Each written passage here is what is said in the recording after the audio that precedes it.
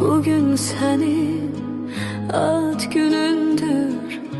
Hoş hatirelerle dolsun ömrün. Seni seven ailen yanındadır hemişe. Sevgi dolu iller iz bıraksın könüllerde. Ad günün mübarek Halik Atacan. Sağlam ol, yanımızda ol her zaman. Oğlun Mehman senden öğrenir hayatı. Zahmetinle kurulup evimizin her divarı.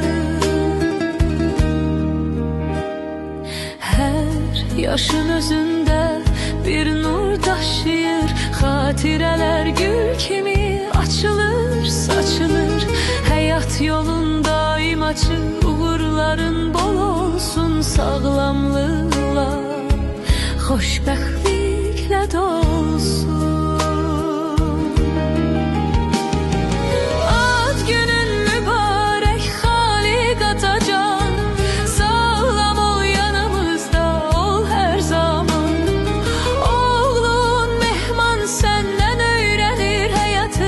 Zahmetinle kurulup evimizin her divarı.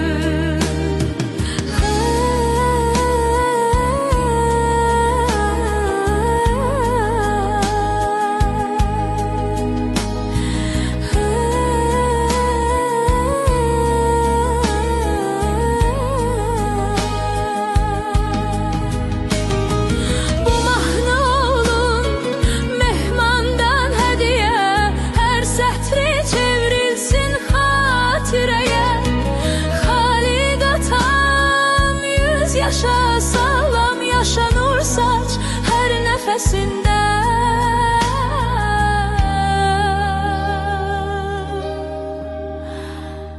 Etrafında her zaman hoş ses, sevinç, sevgi olsun.